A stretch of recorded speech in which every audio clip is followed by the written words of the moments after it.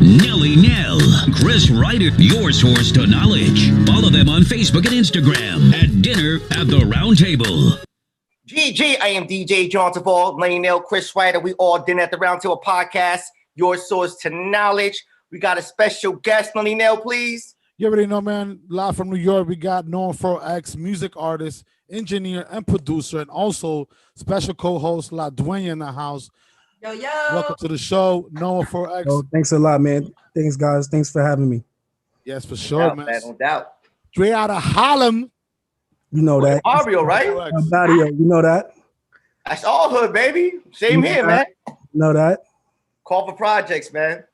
I'm from First, 110th and First, 1199.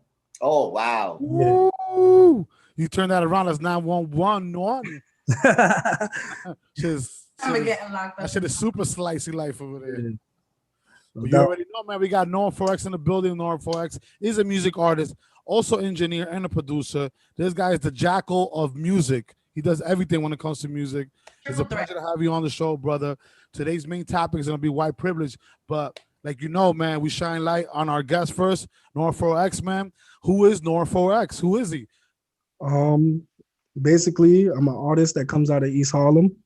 I've always been musically inclined. You know, my grandfather, you know, he was famous for playing the saxophone and stuff like that. So music has always been a part of me. I know how to play instruments, stuff like that. Basically, my goal is to make it out of here, man. Honestly, like I'm dream chasing, you know what I mean? With my guys, you know, Slicey Life, For Only Us Real, you know that. That's my label, you know what I mean? And that's who I am, you know what I mean? What I try to do is give back to the kids in the neighborhood, straight like that. Yeah, man. So recently you dropped your news. Well, it hasn't even dropped yet. Let me not say it because we got an exclusive first dibs on it. Yeah. It's called Mellow. I love that song. Yeah, stay mellow, yeah. Yeah, I played it as part of your promo for the show. I kind of give people like a little bit of inside scoop. So let's talk about Mellow, that song. That Mellow's fire. I like it. Thank you. I appreciate it. I'm gonna be honest, I did not write that song. I do not write my music. I normally just sit there and just lock in whatever comes to my mind, and I just go from my heart and my soul. You know what I mean? I try to tap into like another inner person that I have inside of me. But that record basically it came like just as an idea, and it's a part of my new project that's about to come out probably like in a year. It's called Hoodie Season 2. Hoodie Season 2. So that's it. Your mixtape EP coming out, right? This year. Yeah, basically, yeah. When is that dropping again? You said what? The Hoodie Season. Oh, the Hoodie Season, yeah, it's gonna drop like sometime next year. But we're gonna do like a little EP part to it, and then we'll have the official album drop like sometime next year. Okay, that sounds yeah. man. Definitely want to have a compilation of music together to drop out a nice. Yeah, part 1 is out right now. Y'all can check it out on Apple Music and Spotify and all major platforms. For sure. Working, man. You're working, brother. Appreciate that, No man. problem. Definitely acknowledge that. When you said that you didn't write that song, you meant like you didn't write the actual concept of it? Nah, yeah, no concept. I wrote the lyrics. You wrote the lyrics, okay. Well, they wasn't written. They was written here in my brain. You know what I mean? It was written on paper. Oh, you meant it wasn't written? Okay. Yeah, I don't write. I misunderstood that. I thought you said that you didn't write it. I'm like, what the hell? No. I write them. I write my music, but they written up here. I don't take out a pen and pad or take out my iPhone or anything like that. And you did mention that when we had you last time in the podcast, we had a showcase where you guys did that pull-up record. Yeah, the pull-up pop-out record. Shout out to my boy Spaz on that one. You know what I mean? That's his record. But, you know, I featured on it for him. And that record was kind of going crazy at one point. Like, I felt like we was like on a little city world tour performing. You know what I mean? So shout out to my boy Spaz for that one. Oh, man. You produced and engineered that song as well, Pull Up. I didn't produce it. I engineered it. I didn't produce it. Oh, okay. No. They purchased the beat from I forgot who the guy is, Zach, who the producer was, but we purchased the beat from the person and then we just recorded the record. All right. So Noah 4X, man, how long you been doing this, man? It's been a long time, honestly. I started rapping probably like in like 2010, maybe 2010. But like I didn't really take it serious. I started taking it more serious in like 2014. That's when I started engineering. I kind of cut off a lot of these studio connects. Like I used to go to a lot of studios, and basically I used to feel like I wasn't getting my money's worth. So I decided to like buy a computer and start investing in myself as an engineer. And then I started engineering, and then I started learning from the last studio I went to that I used to fuck with. I started learning from that guy. He started teaching me. He was like, yo, you want to be an engineer for real? You know what? I'm gonna teach you. I'm gonna give you the sauce. And then he started teaching me, and then boom, here I'm seeing now. I'm getting artists coming to my studio. You know what I mean? It's crazy, like making money and also still giving back at the same time.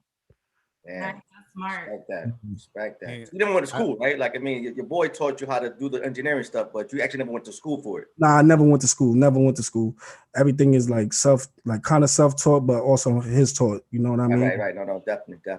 That's dope, bro. Yeah. Dope. I mean, That because like most of the creative artists today, none of them have like degrees or certifications and stuff That's that they true. do. They just have a strong intuition, and There they're you go. like, I feel like making this beat. I don't know what the fuck I'm doing, but fuck it, Yeah. and it ends up being like It could something be a hit. It could take off. You never know. You know what I mean? Unless you do it. You know what I mean? good times, in a way that you could just promote anything you want and just post it, and that's it. Like the next day you wake up and you got like 500,000 views. Like what the fuck? I wasn't even expecting that. Now you took off. Now you rich. Now you could take care of your family, your kids, everything. You know what I mean? Your life could change like this. You know what I mean? In a matter of a second. You know? All you gotta do is keep the motivation. That's something that a lot of people don't do. And I see, looking at your material, Noah, that I see that, you taking this talent and you moving forward with it. A lot of people are like, they just kind of stop right there just because they don't know what to do. Yeah. And define who they are. And it's just like, nah, man, you don't have to be an official engineer to put music out there. You know what I'm saying? No, you don't. You don't. You could do it from your house if you wanted to. You know what I mean? You could do it right in your house. And But I it's feel about that is where you get the best talent. yeah, no doubt. It's just about putting the time and the dedication and willing to learn. You know what I mean? You got to be able to absorb. To absorb. You know what I mean? And learn and be open to new ideas and creativity. You know what I mean? Yeah. sure, man. And you know what? Some people talk about going to school for it, but you know what? At the end of the day, some people are just born with that musical inclination. Like it's Yeah. there from birth. And then some Yeah. people just learn based off of what their family members being into music, or they bump into somebody who's musically inclined and they show them the ropes like they did Yeah. to you. No doubt. And sometimes the best way to teach yourself about a particular skill or talent is to be born with it or just learn it without having really the proper structure from a schooling. Right? Yeah. Yeah. No doubt. In school, sometimes they teach you the theory behind it, but they don't teach you like the real, like day to day, like engineering, producing that you got to go through, dealing with artists' I egos and think all that that. They don't schools teach you teach that you shit in school. like I think schools teach you like a systematic formula to engineer, like, and I don't believe in that. I believe in engineering from the heart. So like, and using your ears as well. You know what I mean? So Exactly. like a formula is not going to work on every song. You know what I mean? You got to go with your gut. You got to be like, yo, this doesn't sound right. So let me do this and let me do that. Let me change the reverb. Let me change you got to know what sounds right for that particular song. Yeah, Right. exactly. You know? And that's what I meant. That's when you go to school, you learn theory. Theory is Yeah. what the basic fundamentals are, right? Theory, but then the experience and whatever it is that you go to school for, you don't learn it there. You learn it while you're on the field. Yeah. Same way with music, you learn it with experience by fucking up a track or two. Yeah. You like Learn as you go. you learn Yeah. as you That's go. that's true. Yeah. I agree with that. Absolutely. Like no one size fits all. In other words, right? No one size fits all. Like it's always a different way to do certain things. And you're right about what you said. Like certain things can't go with the same pattern, the same formula. Yeah. It just, what I mean? It's just different. It varies. That's You're a right fact. about that. But Noah, for a music artist trying to come up or somebody who's trying to get into engineering or producing, there's a young stallion coming out the hood or from whatever the suburbs who wants to get their feet wet. What would be your advice to them? To basically don't give up. You know what I mean? Do not give up, because I see a lot of kids, you know, they don't have the money. You know, they don't have the money. They 16 years old. They don't have money to get in the studio. You know what I mean? Just don't give up. You know what I mean? Keep at it. You know what I mean? Find a place that's for you. Find a home that's for you. As far as like a studio for you, you know, keep working. Don't stop. Cause I ain't gonna lie, I got maybe 10 projects out. That's how I feel. Like maybe 10 projects out. But at the end of the day, I kept at it. You know what I mean? I'm still at it. You know what I mean? But that's how you gotta be. You gotta be aggressive and still working, you know? You gotta keep the faith, man. Yeah, You keep the faith and keep working. No matter what nobody tells you, they could give you their opinion. Oh, that song is trash. Blah. I ain't trying to hear that. Listen, I'm gonna keep doing what I do. You know what I mean? Noah, our co-host, Like that. our guest co-host, La Dueña, she's a singer. So Oh whenever you yeah, need a singer on one of your tracks, man, she's the one right there. She's been doing it for a minute too. I gotta hear something. You gotta send me something. Yeah, I'll say something. Yeah, no doubt. And I'm trying to do the exact same thing that you're doing. You know what I'm saying? It's Yeah, so many years that I had this analysis paralysis, which it's like, oh, I can't do it because I didn't go to school for it, or oh, I can't engineer, I got to pay somebody else to do it. yeah, And you just think too much. You think too much, and that was blocking me from doing what I wanted to do. yeah, And everyone kept telling me like, yo, Christina, you got this soulful voice. You just like there's not Spanish singers that sing like that. You know what I mean? And I was just like, oh shit, okay. So then I just kept going with it and going with it. And then before you know it, now you're making performances. You yeah. understand? I went on a tour with somebody and opened up for a couple of artists like in North Carolina and New York and New Jersey and Florida, Miami. And it's just like, damn, like, you know what I'm saying? It just happens. So, you know what I mean? That's what's up, what you're doing, you learning and you just moving on with it. You know what I'm saying? I wish I could have done that, but Thank you. Oh yeah, so y'all hear that? All y'all young nenitas out there trying to do it, young scrappies. Yeah, stay with it. Saying, No, stay with it. Consistency, brother. That's it. Consistency. Consistency, yeah, like consistency is key. You know what I mean? That's the formula to me. Consistency. You got to drop videos. You got to put out the audio. You got to do these shows. You got to, you got to be on the scene. You know. Absolutely. And Like use us, what man, you I mean- have too. See, a lot of people like now look at this music video that came out with Lady Gaga and Ariana. They recorded that whole video just using an iPhone. Like Yeah. the iPhone. It's like, damn, like shit, that's a popping ass video. Knowledge, right? And it was all professional and shit. Like, no, motherfucker, that shit was from my iPhone. So if you could just open up your creativity a little bit more, then you could do something on a budget and roll with it, Yeah, that's true. The iPhone resources got are that right there. The iPhone got that 4K quality now, so you can. I mean, you'd be surprised. I mean, I got a media background, so you'd be surprised the shit that you can do with an iPhone. With an Android, even crazy. Because Androids are more like techie. So I'm using my Y'all iPhone. show her iPhone right now. I know film directors that do top-notch videos in the industry that they use their phones for most of their drops, most of their takes. I mean, It's about the editing. It's all about the editing. Yeah. They use their 4K cameras to do certain And things, but they got these really cool attachments now, like the gimbals and all that stuff. Yeah. there's certain harder reach places that you can't use the big cameras. You gotta use a little phone. Yeah, no doubt. Like if you trying to get like in a certain spot, you be like, whoop, like quick phone joint, you know what I mean? Yeah, no, that's true, man. Yeah. Honestly, I seen a video like where they compared the iPhone to like a Sony A7 camera or something like that. And they was like, yo, the iPhone can compete with it. And I was like, wow, that's pretty amazing. Like for it to be able to compete with those type of cameras, like those big body cameras that people think they need for videos, that's amazing. Once the iPhone hit the X, like the X version, the XX and better. Oh, like the 10, yeah, the 10, yeah. The 10, there's the X, the 10, and the XX11. Their cameras have been up to date with the same quality like a professional 4K camera for like directing has. And then depending on what video editing program you use, you should be all right. No doubt. Yeah, for sure, man. So yeah, man. So today's main topic is gonna be white privilege. But before we end this, what are the future projects you got in mind? Any music videos coming out soon? I don't have any music videos in the works right now, but I'm planning on to like get a couple. Matter of fact, actually, I'm lying. I'm sorry. I do have an unreleased music video with Marty Baller and Lord Bread. It's called When We Get There. It should be coming to YouTube real soon. They shot the video actually on my birthday. They came through. I know, that's Y'all gonna be lit. lit up. My boys came through. Lit. My boys came through. They came through with the Sprinter.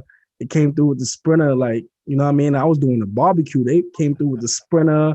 Yo, the shit was crazy. 1942, Don Julio bottles. Oh man, you know what I'm saying? It was crazy. Champagne movie.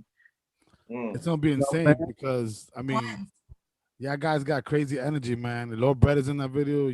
With you combined, it's gonna be. Oh yeah, it's gonna be crazy. Yeah, bread is turned. That's how he is. You know what I'm saying? They're gonna be super slicey in that video. Oh man, definitely, for sure, man.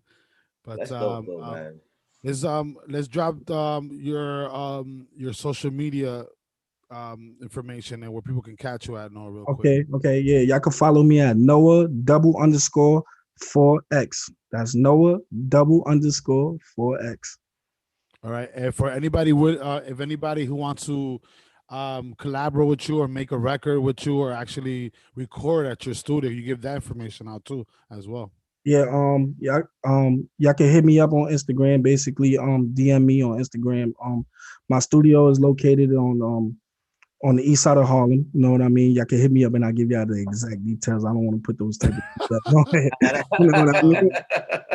I mean, and do you want to discuss your rates, or that's something you discuss depending on? Well, my rates are they 35 an hour, and you must book 2 or more hours.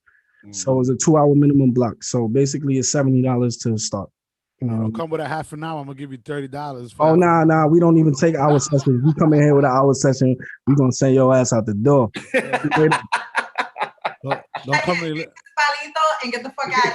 Yeah, we don't take no hours here. You wasting my time. Ain't no songs gonna be done in an hour. I have a question. What if I'm in Florida and I want to make a song with you? Well, you could just email me. You could send me the stems to the track, and I'll just put my vocals on there and let's go. All right, like, we living in good times now. You might say a little a future collaboration right now. Yeah, send it. Let's do it. Okay. Yeah, but, I sing too. You know that. They call me auto-tune God. You know that. for somebody looking to send you to do something non-domestic, right? Like from another state, like not locally, I mean, from another state like La Dueña, they can always email you the files, right? But it has to be the original Pro Tool.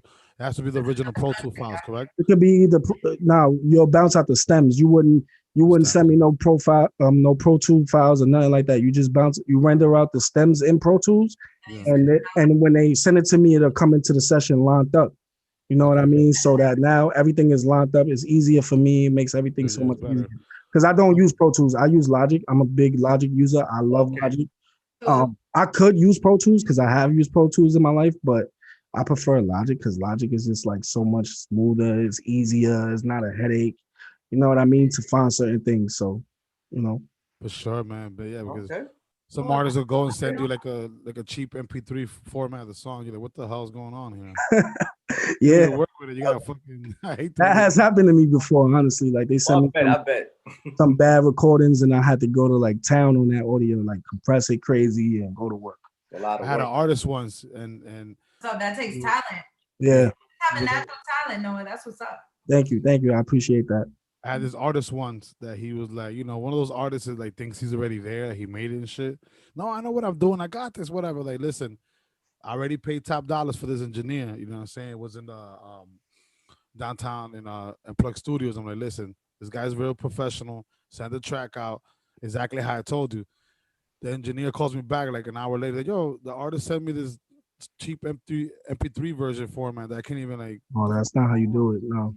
So it's good that we like educate artists how to do the proper. Yeah. Basically, you could go like I guess I think in Logic you go to like your files and you go down to like it says render. It has like a render word or something like that. Render. Like you highlight all the tracks, you render it, and then it'll all come out like kind of like you see a lot of air in it, but like it'll just be your section, and then you just bounce all of them out at once and put them in a folder. and then send them. It's that simple. Right, Isn't that engineer talk right there. It's really easy. if you don't know how to do it, just go to YouTube and say how to bounce out stems for whatever DAW you're using. You know what I mean? It's that easy. University, yeah, you're right. You can find it in 5 minutes. YouTube got everything. Oh yeah, they do. Hell yeah. Yeah. Thank you for that tip, though. Yeah. It's very important because they don't even know that that's what they need to look for. Yeah, I learned a couple things from YouTube too. You know what I mean? I learned how to like EQ real quick. You know what I mean? I learned a couple tricks from there. Man. But you already know, man. Dinner at the Roundtable podcast. We got Norm 4X in the building, man. We're gonna come right back with white privilege. We're gonna come right back with white privilege, our main topic. You know what I'm saying? And we're gonna play this new track by Norm 4X called "Stay Mellow." You know, already. Stay mellow. Stay mellow. Stay mellow. Stay calm, y'all. Yo, this shit crazy. Like, there's always one nigga that like, them niggas just be straight hating. Shit's sad, man, but I'ma stay in my bag on these motherfuckers. Hoodie season part 2. Hoodie, mellow, hoodie, mellow, hoodie, mellow, hoodie, mellow. I'ma stay calm like a mellow. Hoodie, mellow, hoodie, mellow, hoodie, mellow. Niggas be getting me mad. Fuck what you mean, I'ma jump in my bag. These niggas hating, they talking that bag. These niggas be broken, they ain't talking cash. My niggas flexing, we all on your ass. We been getting money, we still on the app. Never gon' change, but you do the math. We never gon' change, man, just for some cash. Never. Overseas, nigga, I'm torn. Jumping out whips and you know that they foreign. Curving that bitch if she whacking, she boring. If I'm draped in designer, you know that I'm scoring. You niggas broken, y'all shopping at Neiman. I keep me some killers, you know that they demons. Some cold-hearted niggas, yeah, you know they anemic. If they catch them occasion, you know they gon' beat it. I know I'm talking them facts. See niggas change just for some rack. Put money in their hand and they change like that. And a nigga like me ain't expect to get it back. Shit like that, get a nigga smacked. My niggas on your ass if you niggas just react. We could go to guns throwing bullets like that. Now we just got your addy and we know where you at. Hoodie, mellow, hoodie, mellow, hoodie, mellow, hoodie, mellow. I'ma stay calm like a mellow. Hoodie, mellow, hoodie, mellow, hoodie, mellow. Niggas be getting me mad. Fuck what you mean, I'ma jump in my bag. These niggas hating, they talking that bag. These niggas be broken, they ain't talking cash. My niggas flexing, we all on your ass. We been getting money, we still on the app. Never gon' change, but you do the math. We never gon' change, man, just for some cash. Never.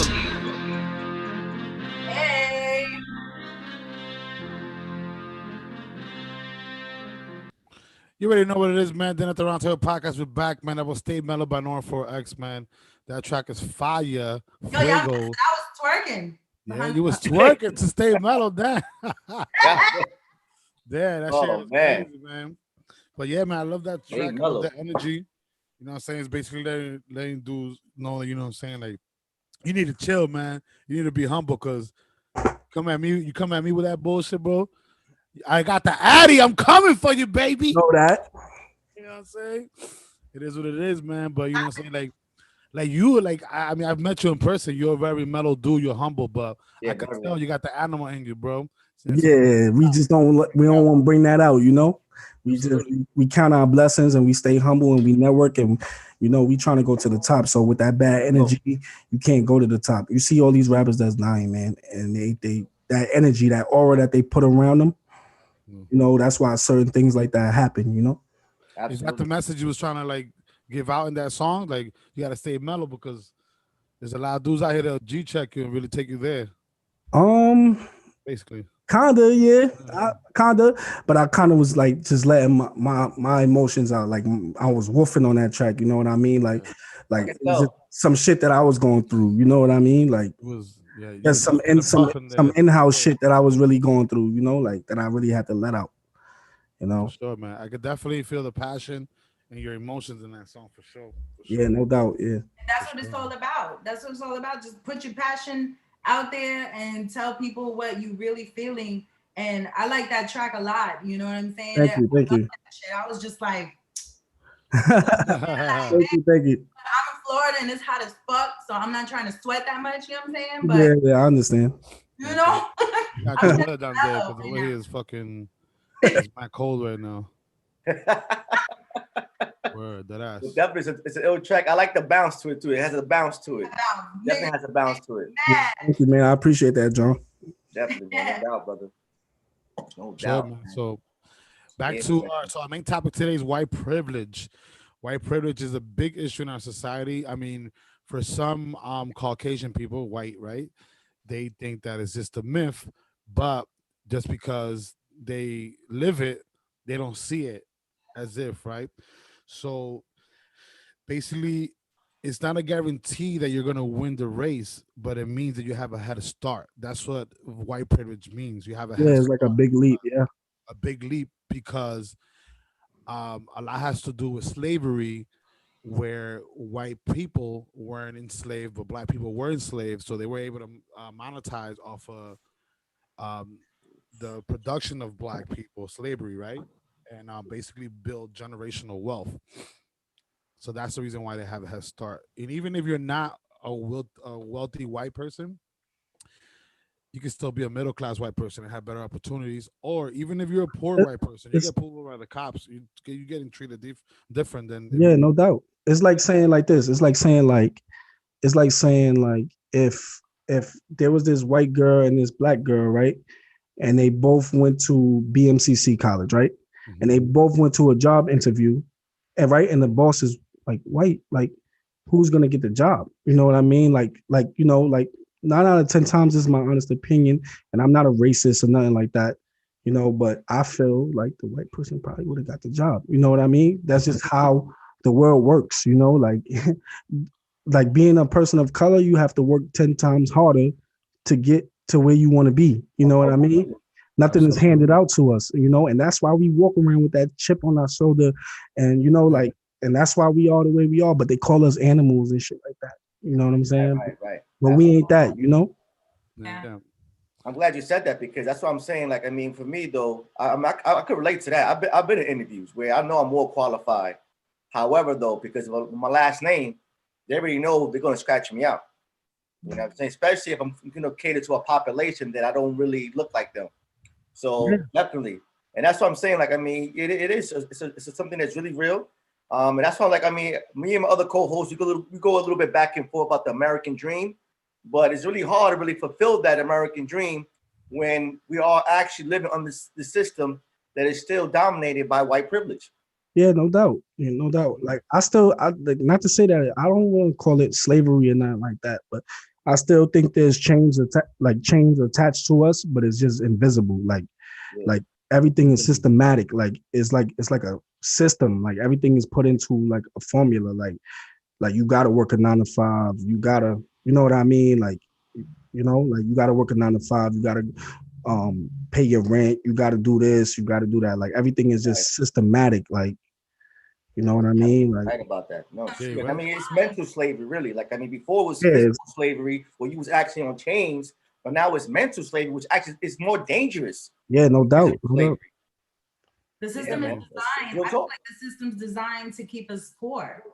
And until you learn on your own, see, like, I would say I consider myself, um, I guess, privileged in a way because, I was raised in the suburbs, you know what I'm saying? Even though I lived a big majority in New York and whatever, but I also lived a big majority in the suburbs here in Florida too. So, you know what I mean? It's like I see firsthand the difference between the two different worlds. You know what I mean? I know a lot of people who are white.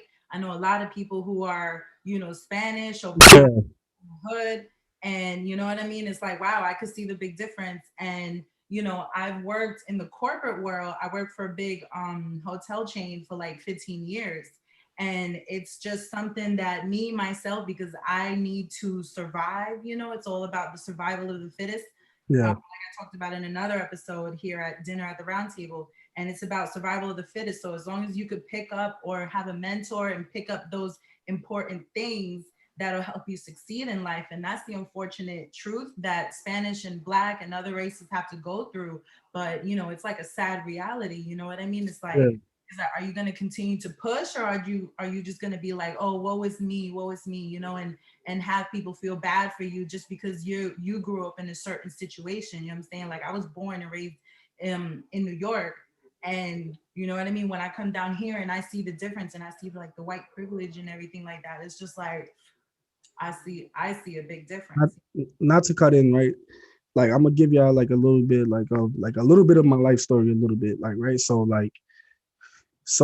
I grew up in East Harlem, right? And then I moved like eventually like towards probably like ninth grade, I moved to like Austin, New York, right? Like and then in Austin you got like Briarcliff, right? And Briarcliff is like a predominantly like, white town and stuff like that. Like and I got to see like certain kids they come into school in like foreign cars and you know what I mean? Like they already ahead of the game. You know what I mean? Like I never even drove a foreign in my life. Like, you know what I mean? Like they already had like, if I want a foreign, I gotta work 20 times hard to get that foreign. You know what I mean? Like, so like I got to meet those type of people and they cool people, you know, and everything like that. But I always knew that I always had to work 20 times harder to get to where I wanted to get. Like, and it's very sad, you know what I mean, that we have to, you know, us as minorities have to go through that. But I mean, it is what it is, you know, and that makes us stronger as individuals. You know what I mean? Yeah, yeah, 1000%. Yeah, I because agree. That's why certain people are afraid of us because you know once they see the real me, you know what I'm saying? When you see the ugliness come out and you know it's like and you really understand why I act this way, you know what I'm saying? It's like you know, all of a sudden, like you said earlier, it's like now they want to call us animals because it's like, well, you know, if you really think about it, you put us in this situation, you know what I mean? And this is how certain people respond. the Yeah, Absolutely. system was That's definitely reality. the system was definitely set up to have certain people win and some people lose. yeah, it's called They oppression. Yeah, and it was designed to have like a middle ground where the middle ground being the loophole. If we learn the loophole and you play the game right, you might just come out of it, but there's no guarantee, right? So white privilege, like Noah was saying earlier, it's not all about Caucasian or the Negro race or the Asian It race. could be any race. Yeah, it's within the race too because white light skinned Hispanics have it better than dark skinned Hispanics as well. You see a lot of white privilege within that Latino culture as well.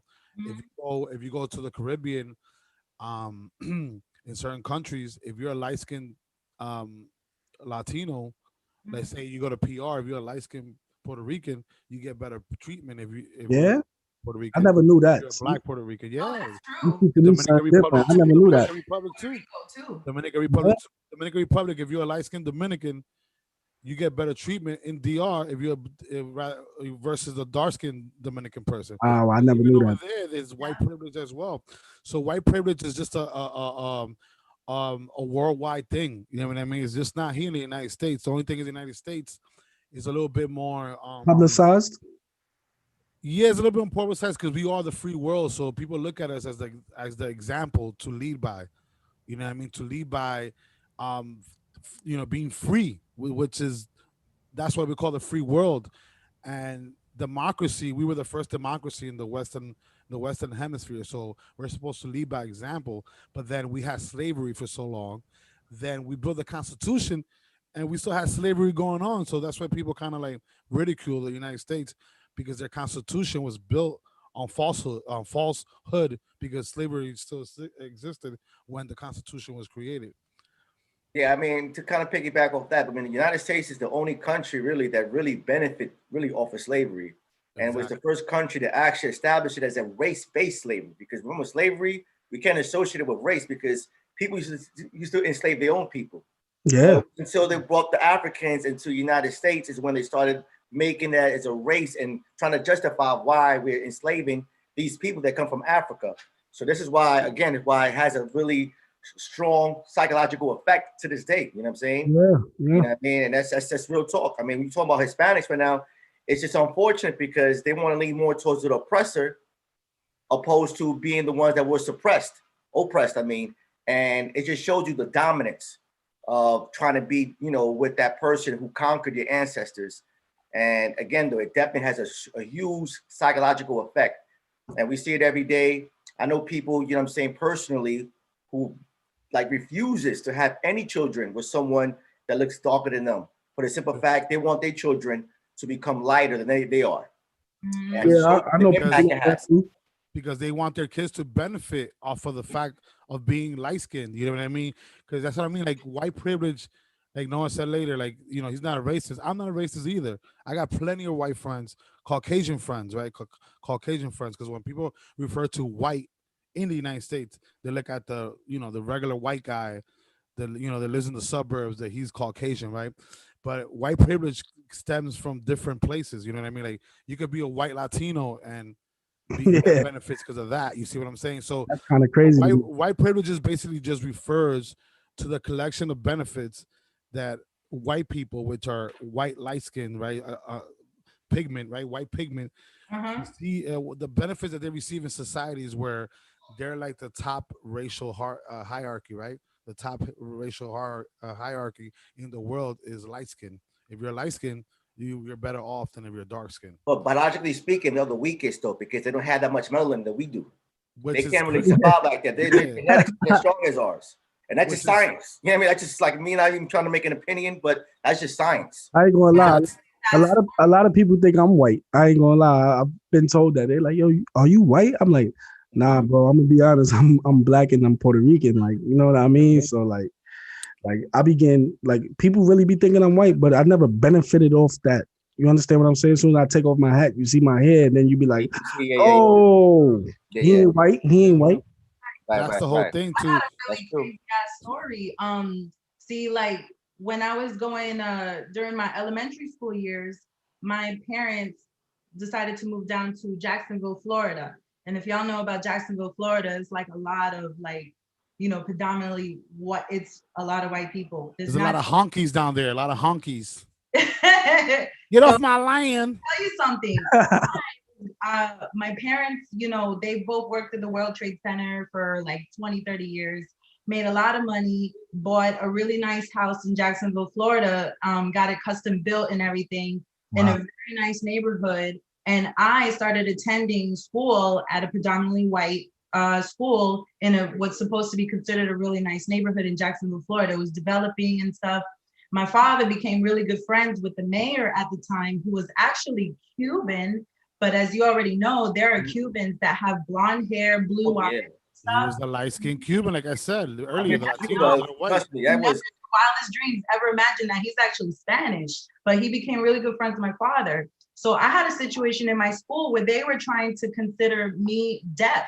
They said that I was deaf. They said, "Oh, we think Christina is like has hearing problems or something." So they actually took me to some place downtown to take some hearing tests to make sure if there was something wrong with my hearing.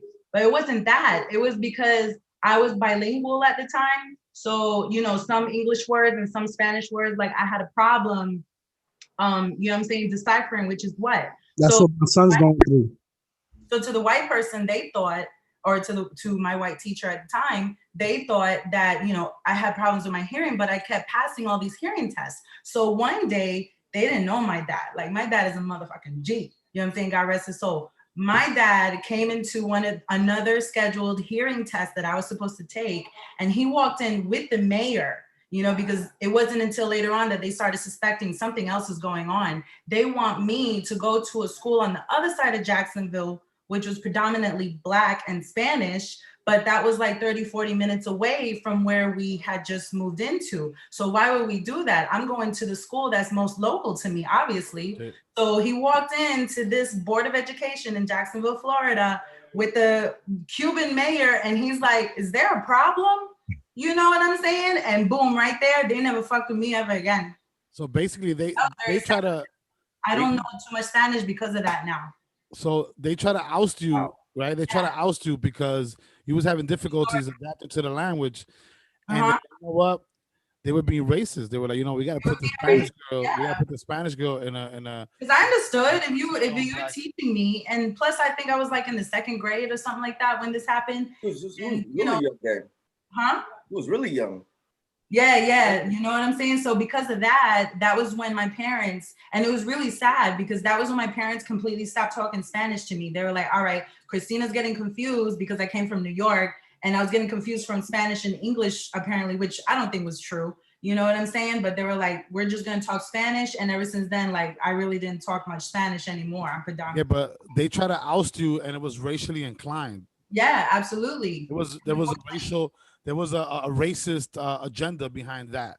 Yeah, Absolutely. definitely. My parents were like, wait a minute, we spent like $300,000 on this house to be, you know, custom built for us so that we can live in this specific neighborhood because it was really nice and up and coming, but also predominantly white. And, Well, you know, that was really fucked up that was happening to me. And I lost my Spanish because of that. You know, I mean, I know Spanish now, obviously, but.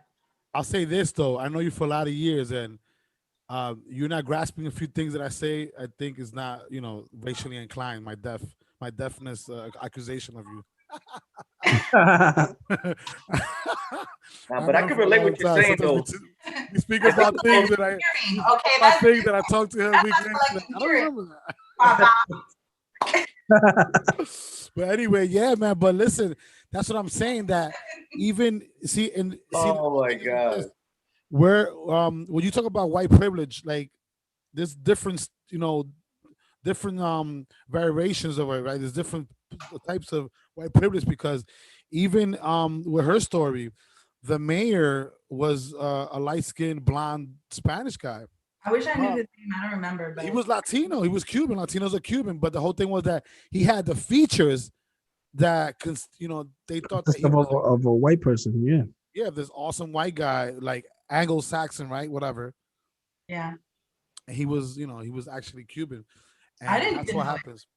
Listen, like, if you go through the system, like the prison system, when you got locked up, if you're a dark-skinned Latino, they put black Hispanic on it.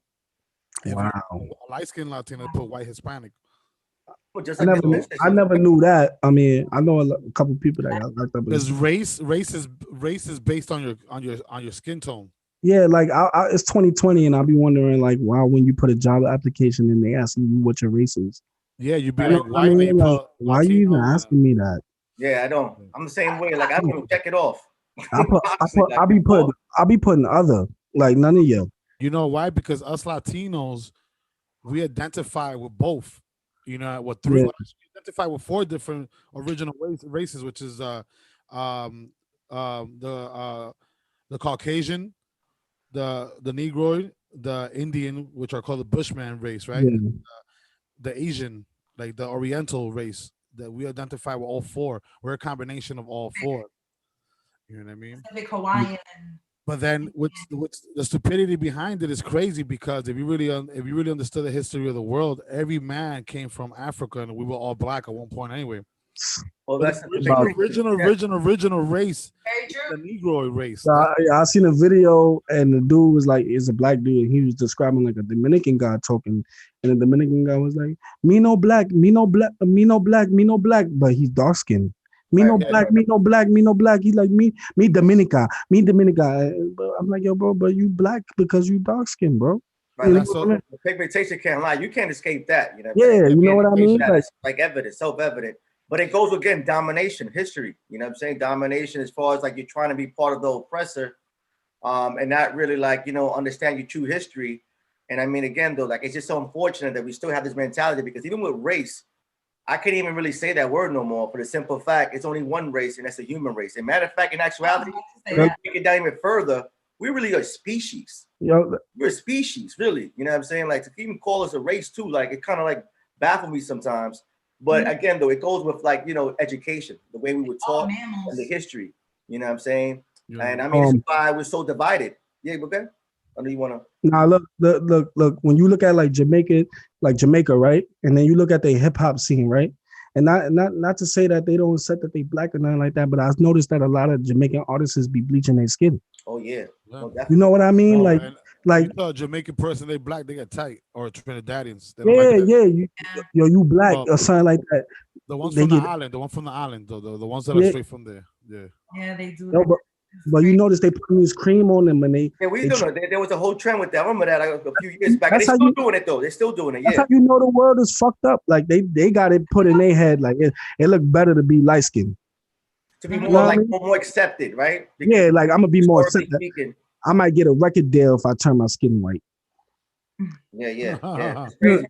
That's crazy, man. That thing was I saw a video where a psychologist showed a young child, you know, like a toddler or something like that, a black baby doll and a white baby doll. You guys probably saw that in social media somewhere. And then they say, which one is prettier? And it's crazy how you see these young toddlers point mostly to the white doll, and they say that the black doll is ugly, and then the psychologist will ask them, well, why They've are been you conditioned to that since birth. That's why. Bam. it's just so sad when I see that. It's just like, wow, even the, you know, certain parents are teaching their child that. Not only the parent, but also the what they see on TV. The recreational videos and learning activities that we give our kids from the beginning. If you go to YouTube and you put on a lot of those recreational activities for toddlers, most of the cartoons and animations are light skin and pigment. Yeah, it's no you. Well, nah, I'm gonna be honest. A lot of them. Nah, it is a lot. But my son, he be watching like this one that comes on like Netflix, and he be like ABC. I forgot the name of the show, but like it's like a little black kid that be showing his imagination and everything. He loves the show. I couldn't believe it. I was like, I mean, they have those available now, but if you think about it, back then, on a scale of one, it was a whole different, in a scale of 1 to 100, there's probably like 5 or 10 of those that are based off of us. The rest of them are white orientated, bro. Just be real. And they be having some crazy subliminal messages behind. Oh my God, tell me about it. Yo, I don't want to get too much into that, but that, you know what I mean? It be some wicked stuff, man. Nah, definitely, man. Definitely. You definitely got to be careful what you letting your kids watch. No, you know, earlier when you said about the Dominican dude, that he was dark skinned, he was trying to say that he's Dominican, he's not dark, he's not black. It's because even over there in Dominican Republic, if you're dark skinned, you're ousted. Wow, that's crazy. You know what I'm saying? So they over there, you born into a society where dark skinned people are not you know, they don't have the privileges over there neither. Wow, I never knew that. I thought they was kind of pretty equal over there. I've never been there. Man, Puerto Rico, Cuba. Let me tell you something. Cuba, Puerto Rico, all Latin American countries, if you're light skinned, you're more privileged than the dark skinned people. Like my baby mom is Dominican, and she wanted to take me there. She was like, "Yo, let's go to Dominican Republic." So like, we planning on a trip, but the COVID kind of had like fucked everything up. You know what I mean? So like, I do want to see what it's like and like how they treat their you know, people out there. You know, like how does dark-skinned Dominicans get really treated over there? Like, I want to see it for myself, like visually. You know what I mean? No difference. I mean, but for you seeing it, so I've been to Cuba, I've been to Puerto Rico, and obviously I've been to the Dominican Republic. So I've been to those 3 islands, and I could definitely tell you, there is a way where they view you. You know what I'm saying? Because again, though, it just shows you the dominance. You know, Cuba, it was kind of iffy a little bit for the simple fact Fidel, he still recognized Afro-Latinos.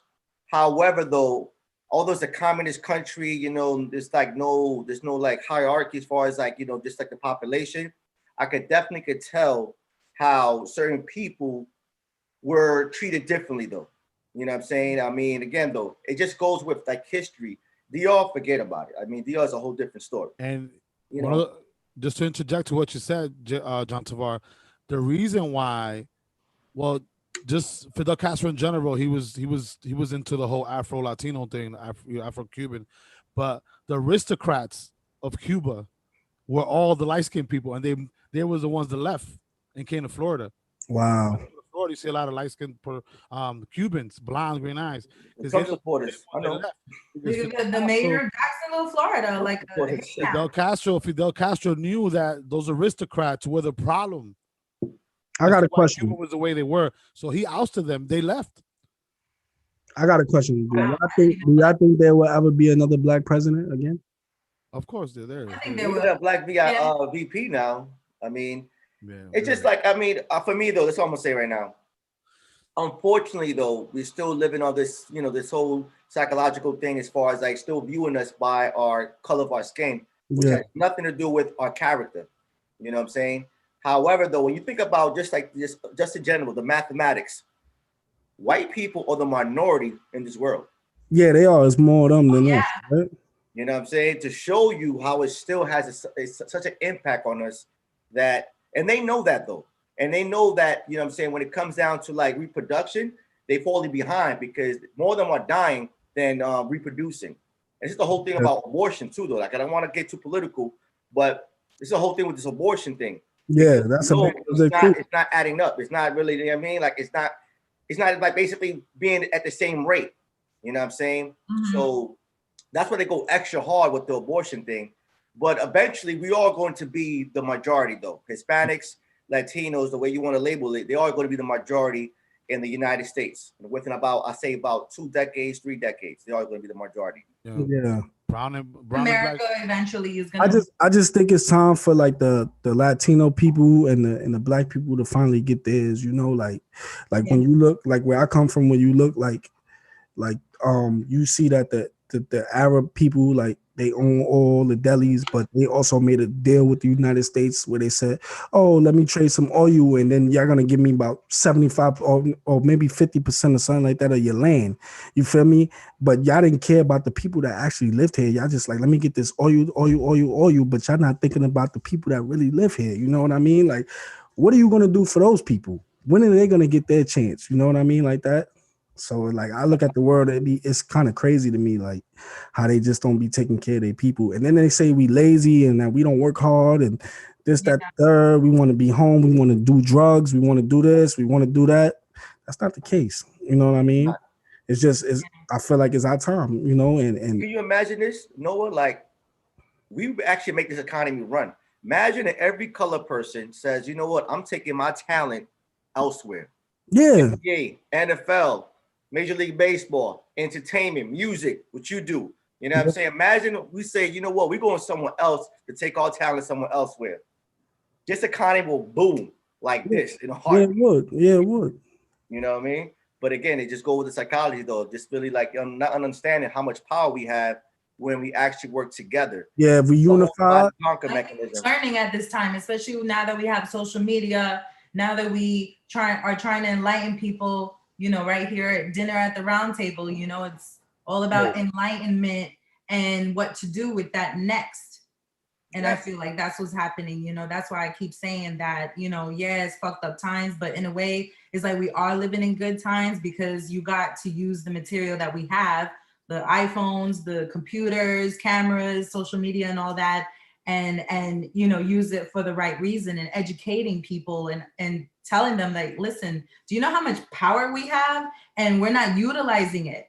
All right. And this is how we're going to utilize it. You know what I mean? So, But I feel like soon time will come. It could be 10 years from now, 20 years from now, America will be molded into a way that we want it to be now that all this information and all this history is coming out. You know what I'm saying? Like people don't even realize, you know, about Black Wall Street. You know, it was unbelievable to me how many people had no clue about that. Even Black people about that, yeah. No idea that. I talk to you. That's why. It's not taught. It's like they remove those pages from textbooks, just like they did to the Bible. Some scriptures they remove.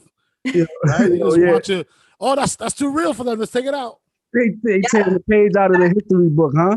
That's crazy. They do that. Nah, you know why? Like the people who write the educational curriculum of the United States, and in every state has a different.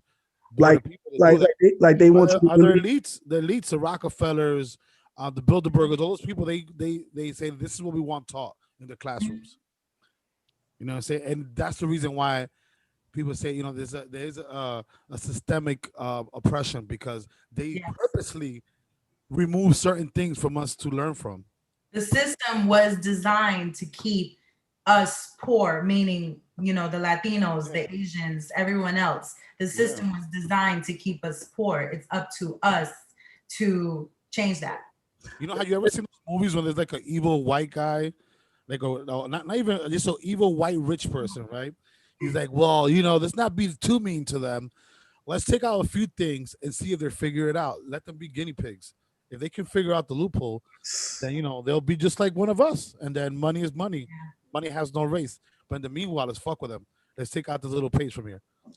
Yeah. They do that. Nobody will notice. Nobody will ask about it. Look, remember the movie? What's the movie with Trading Places with Eddie Murphy? They did that in that movie. Dan Aykroyd, yeah. That was a great movie, man. That was they conducted an experiment. Yeah. They removed a privileged white guy that had everything and said, let's conduct this test to see if this African American guy can do the same thing. and they put Eddie Murphy and they taught him everything. And at the end of the day, He succeeded. the test failed because he ended up fucking them over. But Oh, they do that to us in society right now. The elites, they test us, they experiment with us, and You know, without a doubt. But no, you want to say something? I know you wanted nah, I was saying like because he had said something about like I forgot. I think you said something about well, what up? Never mind. What I wanted to really get into was like you know how the indigenous people basically, right? The indigenous people, right? Like let's go back into the Native Americans, right? Right. So like basically, like I always felt like that that basically like they said Christopher Columbus changed. I mean, he found America. He found America, right?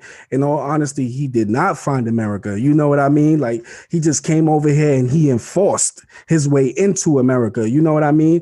And that's another thing they don't teach in school. You know what I mean? Like they don't teach those things. They rip those things out of the page and then they sell you something that's fake. They say, "Oh, Christopher Columbus came here. He discovered America and he did not kill no Native Americans. And he just came here and he just took over and became their government."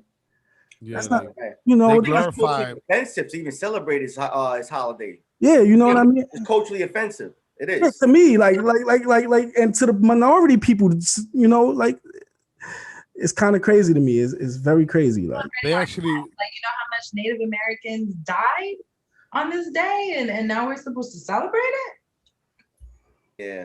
But they're still hanging on to it though. I mean, they still hanging on to the whole, just the whole dominance of what he was able to do, trying to just a little annihilate the Native Americans first of all, and make sure that he conquered everything.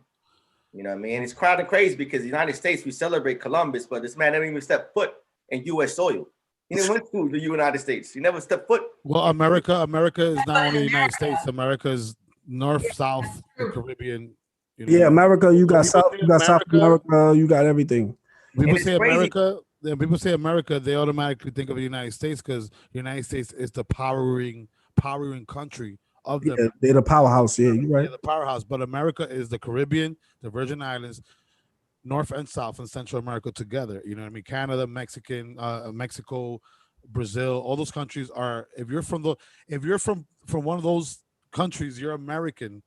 Yeah, Because of where the continent. It's not taught to you that way. It's not taught to you that way. Because they don't want you. They want you to think that you're different than the United States of America. But at the end of the day, if you're from the American continent, which whether it's North or South, you are American by blood. no doubt. Which makes me want to question. I mean, so how we label people immigrants if we are all Americans living within the same Yeah, hemisphere? that's crazy. Okay, quick question. I got you guys. When people say Asians, Good point, John. when people say Asians, what do you automatically think? China. The Pacific. Nah, you think China? Somebody who's chinky eye, right? Yeah, Pinky eye, but Asia is part of Russia. Russians are Asians too. Yeah, they are. See what I'm saying? They don't So want to it's put like- themselves as Asians though. They don't like that term. You don't call a Russian Asian. Isn't it? Nah, they probably go crazy. because psychologically people are conditioned to think that if you're Asian, you automatically are Oriental. Yeah, Like like Chinese features. And Yeah. that's false. There's Crazy. plenty of countries that are part of the Asian continent that have no Oriental features. Like India. India is actually really part of Asia as far They're as the Asians. continent. yeah, they are. Yeah, They are. I mean, geographically speaking, if you look at the map, India is really a part of Asia as well. Just as you said right now, Russia. Yeah. But again, though, based on the history, they don't want to have that label. They don't want to be a label as being that part of the population that's what you said right now with the chinky eyes. They don't want to be a part of that. But yeah, it goes, definitely. yeah, definitely. And I mean, it goes with history, though. I mean, history goes a long way to understand why things are the way they are today. In order to really understand it today, you have to really go back into the history and really dissect it and get a better understanding and say, oh, wow, I can see why. So everything stems with like education, man. Education is the key.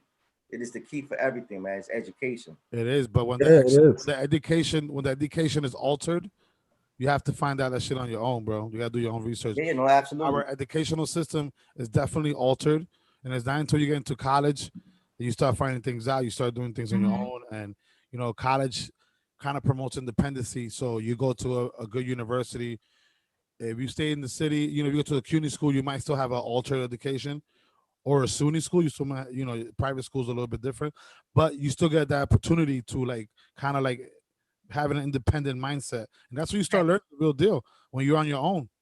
Yeah. I mean, what time is better now, though, right? Because before, you know, us growing up, we didn't have that much access to information the way it is today. Right. It's on the internet. Changed the game.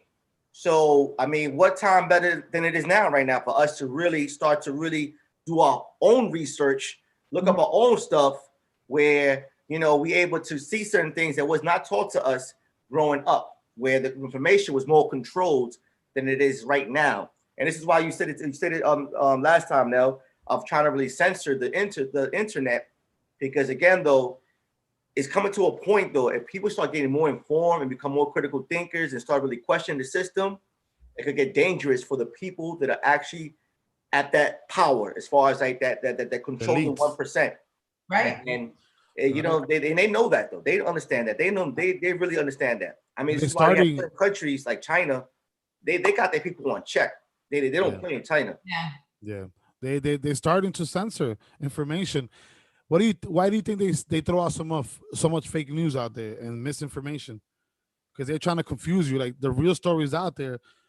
100 articles of the real story, but then they throw out 100 articles of the fake story. No What doubt. can be, and everybody's like, "Oh, everything is fake news." Like, you don't know what's real. You gotta like cipher through what's the real info and what's the bad info. That's a form of censorship, to throw out misinformation, right? Disinformation. It is. I mean, this is why you got to really understand how to really kind of like identify what's in misinformation and what's actually information. Yeah. You know what I mean? Because again, I mean, anyone could throw anything on the internet.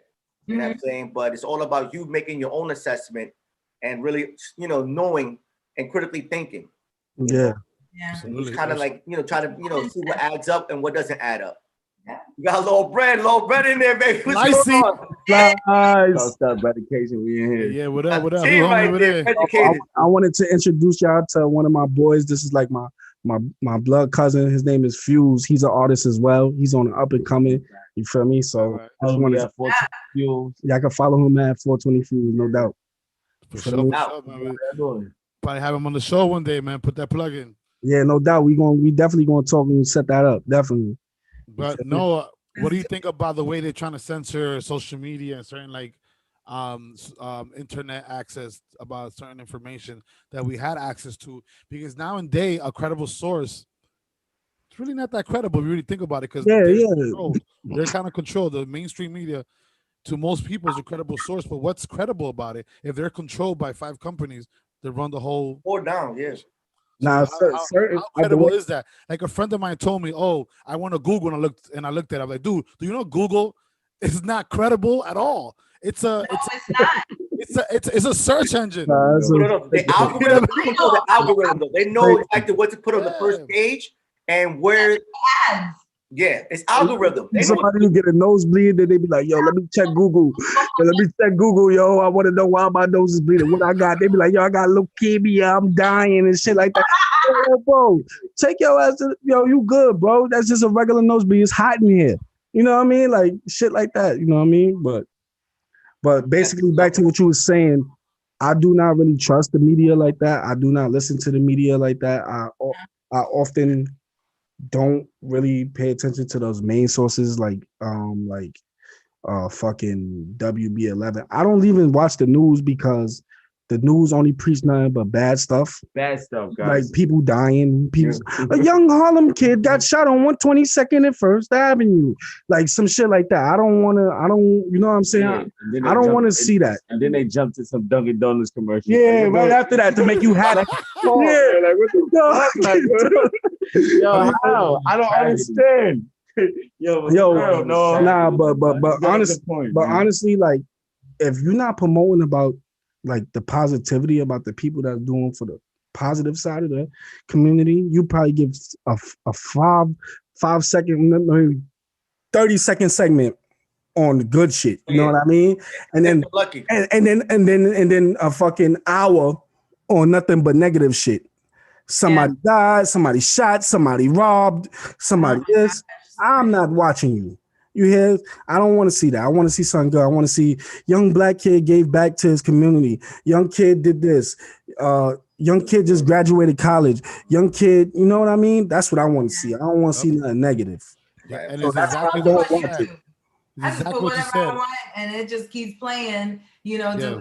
according to the algorithm. So it's like I want to listen to happy music. So it's gonna continue to play happy music, another happy I'm video. happy.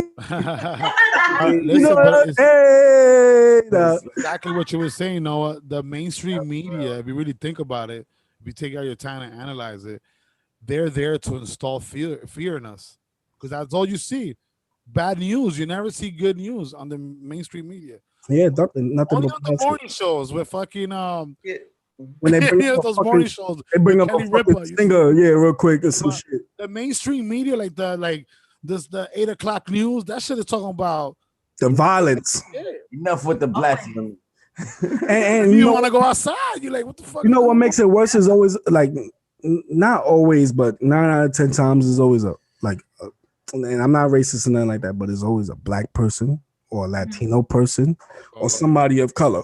You know what I mean? Like, and that shit is annoying to me. Like, if the white man robbed the bank, you probably wouldn't even put it up there. And I'm not being racist. Like, you know what I mean? Like, you know, white privilege. That's what it. You know what I'm saying? That's white privilege, baby. You feel me? Like, or if he committed a certain, like, even these crazy ass companies, they be doing like fucking embezzlements and shit like that. You ain't gonna hear that on the news. You ain't gonna hear this company went under. You're gonna hear it in shows like American Greed. You ain't gonna hear that. You know why? They don't want you. They don't want you to fear the guy in the suit with a briefcase. They want you to fear the guy that's wearing jeans. And that's the real criminal. Or the mask. That guy with the business suit with the briefcase, that actually controls what we do on our everyday life. They control what we do on our everyday life. That's the real bad guy. But they don't want you to fear that guy. Talk about Definitely. it. Absolutely. And one thing I'll say this too, though. I mean, a lot of these corporations, though, the major media, they're controlled by a lot of sponsorship, though. So they got to be very careful of what news they put out, especially when it comes to a time of war. They got to like be pro-war. They can't be on some anti-war because they'll lose sponsorships. Nah, real shit, real shit. You know what I'm saying? Like they rely on these sponsors to, you know what I mean? That's how they get paid. You know, that's why like I never rely on mainstream media as my number one source of information. It's just no way. Alex Jones, man. InfoWars. That's it. A lot of old people do though. I'm gonna bring that up. A lot of like old people, like older women, like probably in their 60s, 70s, they watch the news and then they tell their kids, like, be careful, Papi. Like, you know, like, especially. That's true, though. It is because they were born in a different time, though. Yeah, you know, that's all they had. That's all they had. Like, and me, I don't look at that type of shit. You know, I'll be on, like, I'm going outside. We know better now. That's why. You know what I'm saying? Because I don't move like that. So I'll be like, I'm going outside. You know, that ain't the type of time I'm on. I'm going outside. I'm going to have a good time and I'm going to be safe. Check this out. Yo, me and John Tavar were related by blood. We're cousins, right? Oh, word? And our mothers, that's what they do.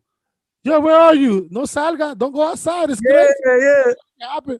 Yeah. All our lives, we went through that shit, me and John Tavar, all our lives. Yeah. All they do is watch Univision, Telemundo. Yeah, Telemundo. Yeah, them crazy ass shows, yeah. But yo, sometimes don't be censoring shit, yo. It's like, damn, they be showing. Listen, another form of white privilege. Yo, you heard what he said? He said he fucking with Animal Planet. You heard him? English and Spanish. He said English or Spanish. He's still active. It's like this. All you see is the good ass pictures on the screen. Like, right? The Tigers is raw. Boy, ain't even no fucking talking. All you do is see the fucking animal. Yo, but check this out though. Another form of white privilege, we see it in the criminal justice system too. Oh yeah, definitely. You'll see somebody of the white race commit a crime. Then you'll see a black person commit the same exact crime, detail for detail, and I guarantee you the white guy's gonna get less time. Yeah, he's gonna get less time, and he's gonna be able to post bond his first court date. $200,000 bond, and mommy, put up your house because the parents already got it. You know what I'm saying? Right there. So they coming home right now. The black guy, they in the prison system. They like this. yo, look, this is what we offering you. We gonna give you this or $200,000 bond. Oh, you can't pay $200,000 bond? Sit your ass in jail until you can figure it out. You know what I'm saying? That's how fucked up. Right about that. And then they end up doing 2 years, and then they come out and they all fucked up in the head. Their mindset is all fucked up because they all been in jail and they don't know how to adapt to society again. Right. No, absolutely. The majority, but more than half of them end up going back to jail. Yeah, because they're comfortable with that. They're comfortable with that. They're comfortable of being told when to wake up and when to piss and shit and when to eat and all that. It definitely has like it messes with your home. I mean, just like the military. Mentality. I had a couple of friends that went to the military as well. It's the same mindset too. Being told what to do every single morning. But I'm gonna keep it 100 with you. I'm glad to know people who have bounced back from that. You know what I'm saying? I know a lot of people that have bounced back from that have been through that. Like my man Slice right here, he done been through that shit. Like this is real shit. Like, you know what I mean? And he bounced back and he connected with me. And now the sky's the limit. We taking on. We ain't doing jail. That jail shit is for the birds. That's not what we're doing. I love that. I love that right there, baby. I'm a 5-year band camp veteran too, Slicey. So you already know. I know what time it is with that, and you know that shit. I'm out of here. I'm making bread. I'm staying out here, whatever. But listen, check this out. The criminal justice system, like, is just modern day slavery. Basically, what it is. And real quick, I don't know if you guys. This just a couple of years ago. This white kid, he was from the suburbs. It was out in Los Angeles, right? He wanted to be a Crip, and he was like cripping real hard. Mm-hmm. And they actually tested him. He ended up killing a few cats, and he actually got off. Well, he was a driver, right? He was a driver. Yeah, he remember the white kid that he got off. He was a driver. Like, he saw everything. He was a part of the whole. You know what I'm saying? But yeah, he got away scot clean though. Like he was good. Yeah, he was good. Yeah. I bet you didn't get no probation, no nothing. No, nothing. He walked away, hands clean. That he was psychologically influenced to do all everything that he did. Wow. Had it been a brown or black kid, they would have at least gave him conspiracy. They won't give you the time of day. They would not give you the time of day. They don't care what you gotta say. There's a documentary on Netflix about it. Wow, that's crazy. Like, I need to see that. Yo, did y'all see that 6ix9ine documentary? No, I did. Yeah. I did. Oh, y'all seen that, right? Yo, I honestly believe that was an eye opener for me though. But yeah, me too. Honestly, there will be nobody like him. Like he really changed the culture of music. Like he was a true troll. Like, and he showed how fucked up the hip hop industry is too. You know what I mean? Like that we gravitate towards violence and shit like that when we shouldn't even be doing that. We should be promoting and pushing our people up. Yeah, all that facade shit. You know what I mean? We should definitely be like building our communities and you know, pushing them, uplifting our people, not talking about killing our people. You know what I'm saying? And I definitely want to say R.I.P. to King Von and Mo 3. Like you see these artists dying, man, and it's kind of crazy. Like it's so sad and it's unfortunate. You know what I mean? Very unfortunate, yeah, brother. And I mean, kind of just, I don't know you want to say something, but this is why with gangster rap, like there was a whole agenda behind that though. And a lot of things where they saw the influence of hip hop when it first started as a more of a positive of trying to uplift people and trying to really inform people. They saw the impact it had on the population. So they had to change the narrative. And that was the whole reason why the hip hop narrative changed. And again, it's based on people who have a lot of money and saw that, you know what, too many people are getting too much informed and it may get out of hand. So let's just change the narrative with this. And let's just change the whole, you know what I mean, the whole game with the hip hop game. So I like what you said, but I gotta ask one question. Do you think white people have white privilege in hip hop? Oh yeah, definitely. Yeah. Dude, like, what? I mean, elaborate on that. Like when it comes to the who you think owns the executive part? Really owns it. The executive part, and also as an artist, as a white artist coming into the hip hop industry. They do have, they absolutely they do. Hell yeah. Yeah. Little Dicky. Yeah, he took off. Yeah, you're right. Look at this new kid. What's his name? Jack Harlow. Jack Harlow. But but Jack Harlow, he grew up like in like the hood a little bit. So you know he was one of those crazy white guys. You know what I mean? Like he was down with us. Like he had You know how you have like these little crew, like because you have these little like areas where it's not as like suburban, it's kind of like mixed in, like Yeah, I know what you mean. the school's dead in the middle. Boom. He's from Louisville, right? Louisville, Jack Harlow, right? From the Kentucky area down there, and he was like stuck in the middle, so he grew up with the hood and semi like suburb at the same time. Yeah, just like kind of like Eminem. Eminem the same way. So- but so- Eminem, like he's like no. honestly, what I respect Eminem, he actually, you know what I mean? He basically he knows that if I wasn't white, I would not sell not nearly half the records I sold. No, you don't think Eminem worked He's hard to skilled, get to bro. where he was He's at? skilled. Stop it. He's skilled. No, he said it in white America. He said it. It helped him. It helped him for sure. It's out of Eminem's words, not my words. He's a skilled rapper. I think he would have done good anyway. No, but I'm saying though, but he made Not a as valid much. point though. He said Not as me much. being white, I'm able to double my sales and sell more because I'm white. Same thing with Logic. Yeah. Almost half and half, but he really resembles more being white. Wow. He attracts more white fans because of that. Yeah. Well, Let's you be got some real, black, white you got people- some black artists that attract white fans too, though. Yeah. When you look Yeah, at but black let's be artists real. that Who really trap- buys the music though? Who buys the real music? White people. Females from all races, and white people buy music. White people buy They music. don't buy They're the music, bro. consumers of Support hip-hop. the artists. Like we hate on the artists rather than support them most And of the time. they're the Yeah, ones you that ain't actually gonna pay get, to go you see ain't them gonna get niggas perform. in the hood buying your album, that's for sure. Bobby? I said you ain't gonna get niggas in the hood to buy your Yeah. album. You have niggas from Queens, you from Harlem. Yeah, that some nigga from supporting Queens you gonna more bomb than the this same shit. niggas from Harlem. The nigga, you know what I mean? Like that shit happens. Yeah, but Our it's culture is designed for us to compete against each other because that's what they want. They made, survival of the fittest. they made it like that. They want us to compete so we could kill each other, and that's why the hip hop culture is the way that it is. They set it up like that, like John Tavares said. They changed the narrative. They said, you know what? Let's put them against each other. Let's make them compete so they can fuck up. That's it. I mean, that's real talk though, man. But it just shows you though, man, the power of divide and conquer, man, when you actually fall into that trap. You know, I mean, hip hop, man, like when it first came out, man, I mean, honestly, it changed my life from my personal experience growing up. You know what I mean? Especially like KRS-One is like one of my top 5 MCs of all time. You know what I mean? Because I actually paid attention to KRS. Like, he was they get busy. some knowledge. Yeah, they get busy. Yeah, man. But yeah, man, I mean, white privilege, man, it is what it is, but we got to definitely break out that barrier as far as like us being so divided. I think it's the only way that we can actually really break over white privilege. But that's my take on just like, how do we overcome white privilege? But what's your, what, I mean, for you guys though, what you think? What way that we could actually break away from white privilege? I think yeah. Teaching one another on social media, using platforms like social media, like what we're doing right now, right here in dinner at the round table.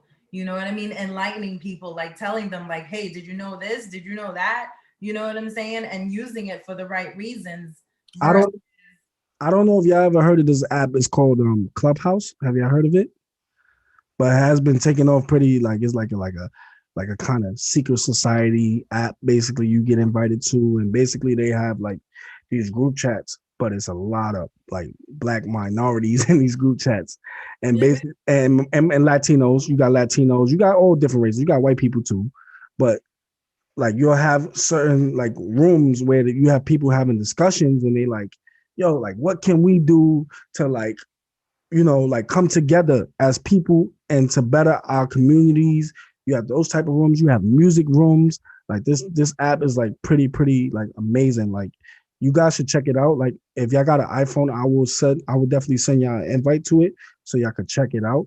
You know what I mean? And yo, well, appreciate that, man. Definitely want to check yeah, that like out. there's celebrities on there. Like you got like Joe Budden I seen on there. Like I seen Tory Lanez on there. Like this shit is crazy. Like, and you literally talking with your voice. Like you're talking, like, but it's connecting. Like it's really unifying the people. I met people from London. Like, you know what I mean? Like I'm meeting people from all over the world. Like this shit is crazy. That's dope. You got another one like that called Spoon too. Oh, it's new? They just released it?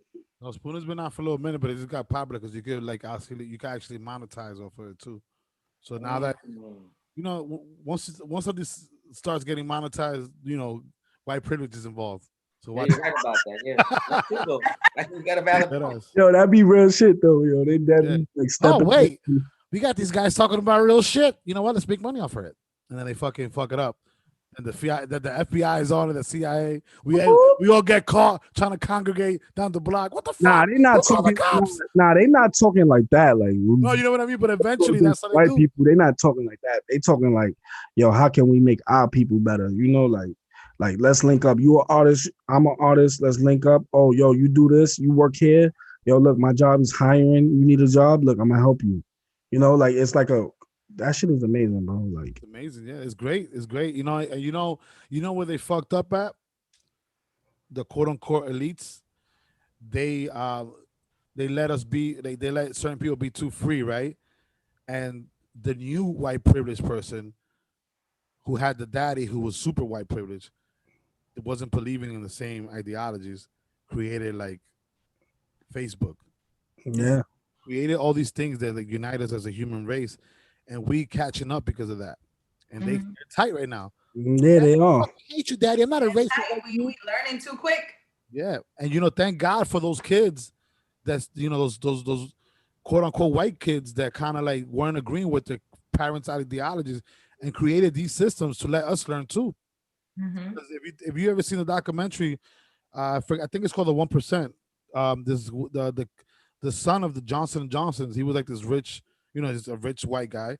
He's like, I fucking hate you. I don't believe in your ideologies. You fucking racist, whatever. And he started going to the Bilderbergers and the Rockefeller meetings, and he started doing crazy shit to change it. Wow. That's fuck. It's called The 1%. I think it's on Netflix. He's one of those like Mark Zuckerberg guys that believes in like uniting the world. You know what I mean? Like Elon Musk, and those are those white guys that want to change shit. Because they know that racism is dying off little by little. And I mean, now we see more interracial relationships than ever, right? Yeah, and how better to make money if we get everybody else involved. That's another concept. They're like, okay, if we just keep it white, we can't make as much as we keep it all of us. You know what I mean? Like if we get Hispanics and Latinos and I'm not gonna say Hispanics, but Latinos and blacks involved, we can make more money if we just keep it with the whole world instead of just like with one person. Say one type of people. That's a fact, and a lot of that should be passed down, like to their families and shit. They try to keep it in the family instead of trying to show somebody on the outside. Because remember, they look at us as consumers. Yeah. Now, because they say, okay, why keep this? Why keep Gucci only in the white privilege area? Let's keep it. Let's give it to the rappers too, because their people buy Gucci. You know what I mean? Yeah. Think about it. Like they seen it as a global market, so they decided to monetize off. Yeah, I don't need no Gucci. You see how I came on the podcast, black t-shirt. You know what I'm saying? I got my own brand on me, baby. You know what I'm saying? That's what's up. GMG, that's fire. Yeah, I like that. Yeah. Hey.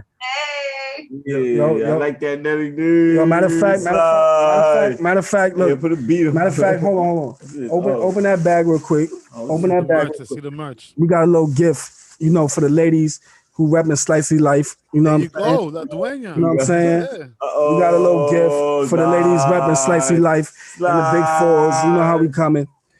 Send that down to Orlando, to La Dueña, Christine right there. She gonna twerk to. She gonna twerk. Yo, she gonna twerk to Stay Mellow with that. Love it. You know what I'm saying? Like, so we working. You know what I'm saying? We working. You know what I'm saying? Like, I like that. I like the people. Look. Noah, remember earlier, Noah? We got the shirt. Look. We even got the shirt. Look. Man. Noah, you remember earlier when we was playing Stay Mellow? Yeah. Back on Stay Mellow, she said she was twerking to it. Yo, she definitely did say that. That's the perfect apparel now to do it with, La Dueña. All right, send it over. Send it over. Hey, go with your top. I'm gonna do a little home music video.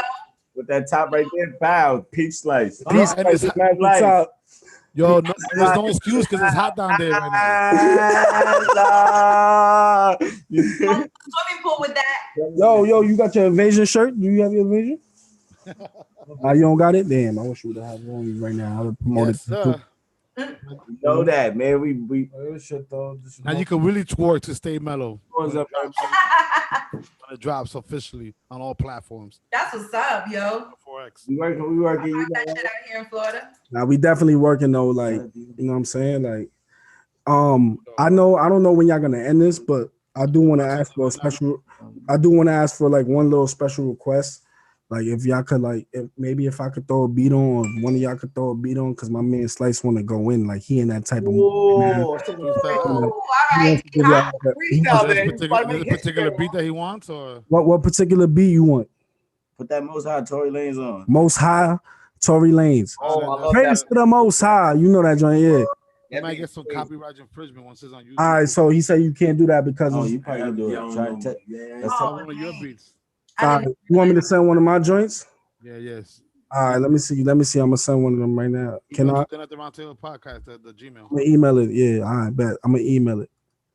Yeah, then you know they'll be like, oh, you, idea. I got a bright idea. don't that forget beat belongs to Tory Lanez. You're gonna have to give him a cut of this episode. I got some beats in my email. Hold on. Oh yeah, any beat. I got some Yeah, beats. now you ready? Any beat. Yeah, I'm gonna send some shit. But nah, he said he can't do the Tory Lanez because the Tory Lanez. Some flow beat. Oh yeah, Unless the Tory Lanez beat is, all right, I'm gonna send one of my mans. This shit produced by my man J Flow. He a part of the team and all that. So Yeah, there we go. I'm gonna just throw one in. Dinner at the Roundtable at Gmail. All right, bet. Say less. I'm about to send that right now. But y'all can continue the conversation because I don't want to make it look All right, awkward. While I'm so this is what we're gonna do real quick. We have a session in our podcast that we say our final thought based on the main topic. So we're gonna start off with La Dueña real quick. What's your final thought on white privilege? My final thought in white privilege is basically just to, I guess just to speak into the Latin community and the Black community and everyone else, is that, you don't have to let things such as white supremacy or white privilege or anything like that define who you are. You know what I'm saying? It's like you in control of that. You in control of who you are. You are in control of who you surround yourself with. You in control of who you educate and who you enlighten. So you know what I'm saying? I feel like as long as mentally you know what you're up to, you know what I mean? It's like, you know what I mean? It's like what we were discussing earlier, is the survival of the fittest, And I think you will continue to succeed as long as you keep that same mentality, no matter where you are, whether in your predominantly white neighborhood or Black neighborhood or Spanish neighborhood, wherever you are. Yeah. John Tavar? Let me piggyback. I know that you guys want to end it off real quick. So I think white supremacy itself, right, is the oldest pyramid scheme. Like, it's crazy how we still under this whole pyramid scheme. It is. Like, we still really obliged to this. It's ridiculous. But it all really stems of us not really knowing ourselves within and not really knowing the power and how powerful we can be when we actually work together and not against each other. You know what I'm saying? So I would just say this, my final thought, make it short and simple. Let's really focus on you first and how I'm able to really make another effect. I mean, try to, embrace and really affect someone else's life and make it better as well. Because honestly, as humans though, I really believe that we rather live by each other's happiness rather than by each other's misery. I'm gonna keep it like that. All right, Noah 4X. Oh, about white privilege. Basically the way I feel about it is like stay focused, stay locked in, and work hard for my people of minority. And if you white, you blessed, God bless you. You know what I mean? But if you could help any of the minority people, you know what I'm saying? We appreciate that. You know what I'm saying? Because I'm representing for the community. You know what I'm saying? So that's how I'm coming. I'm representing for the trenches, for the people in the hood, for the people that they don't have those same opportunities. You know what I mean? They don't have those. So, you know what I mean? White privilege is a very touchy subject, and I'm glad to be a part of this conversation. And I want to thank y'all. Thank you. Well, 4X in the house, man. Good final thought. Basically, my final thought is white privilege is definitely a big issue in our society.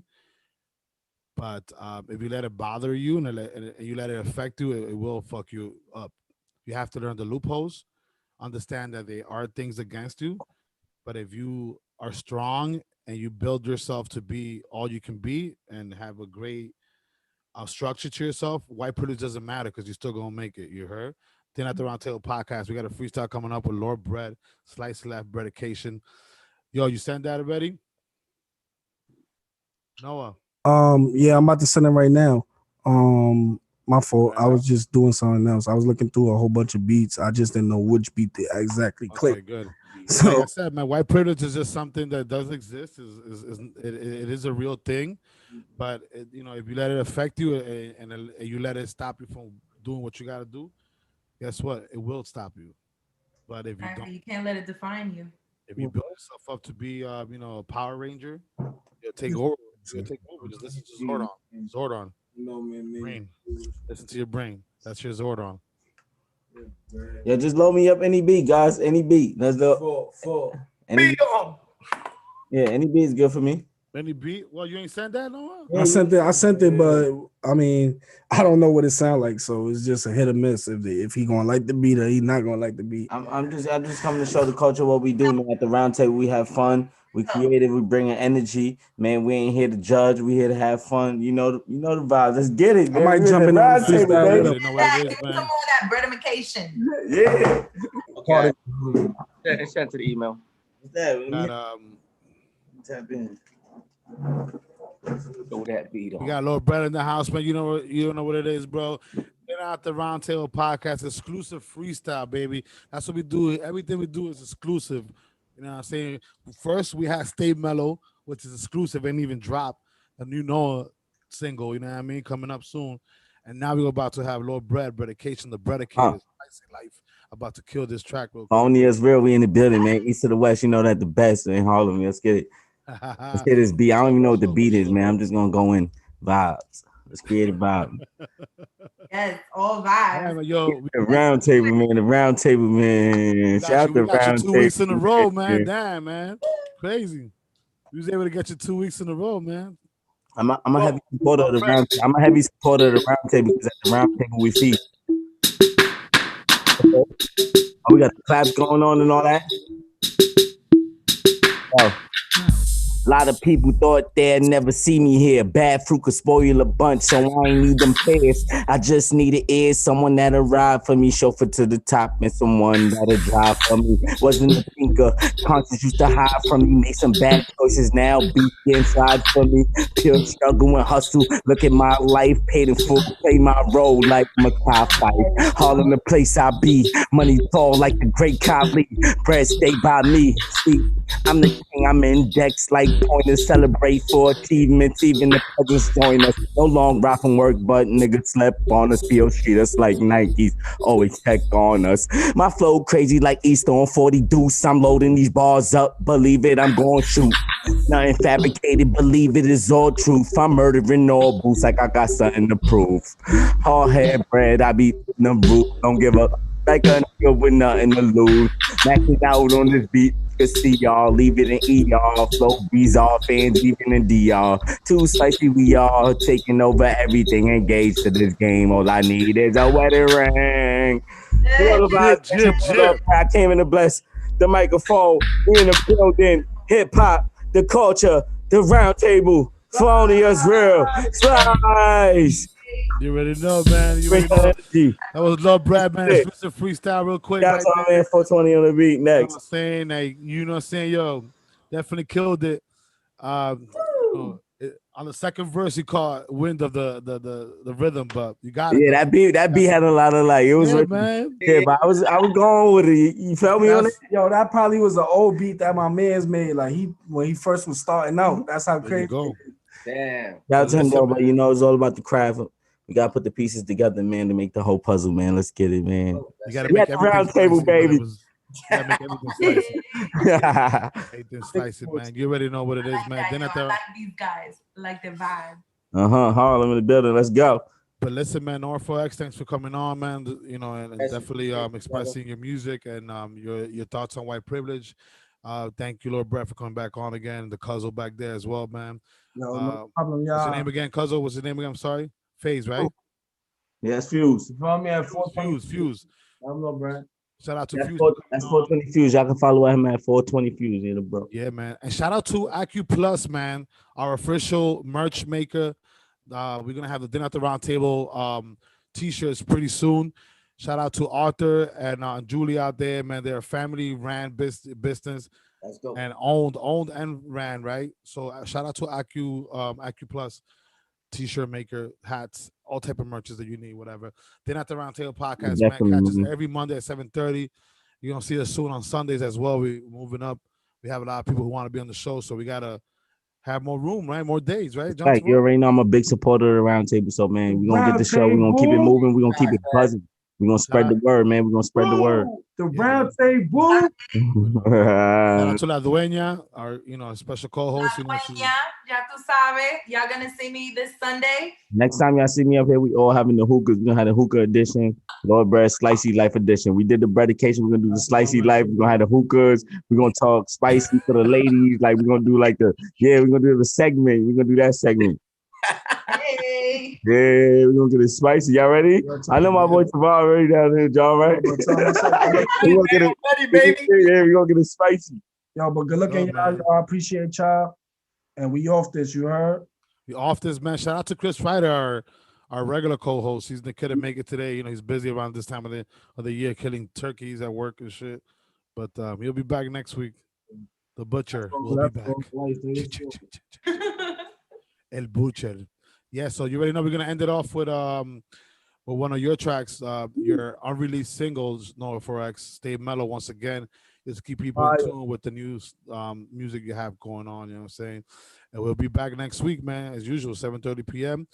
You're gonna start catching new segments of Dinner at the Round Table podcast on Sundays, and sporadically John Tavar has his own segments as well, but still under the same umbrella, Dinner at the Round Table.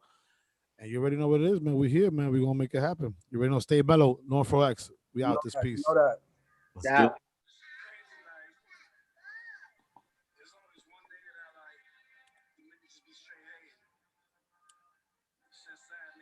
Stay in my bag on these motherfuckers. Hoodie season part 2. Hoodie, mellow, hoodie, mellow, hoodie, mellow, hoodie, mellow. I'ma stay calm like a mellow.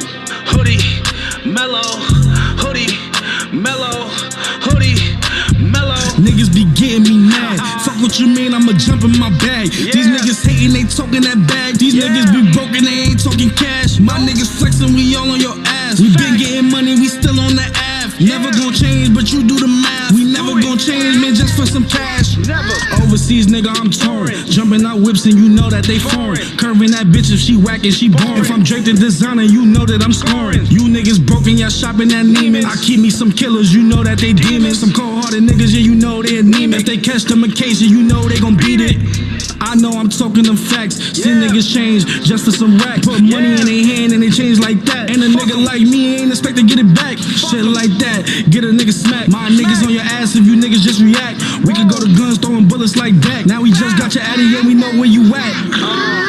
Hoodie, mellow, hoodie, mellow, hoodie, mellow, hoodie, mellow. I'ma stay calm like a mellow. Hoodie, mellow, hoodie, mellow, hoodie, mellow. Niggas be getting me mad. Fuck what you mean, I'ma jump in my bag. These niggas hating, they talking that bag. These niggas be broken, they ain't talking cash. My niggas flexing, we all on your ass. We been getting money, we still on the app. Never gon' change, but you do the math. We never gon' change, man, just for some cash.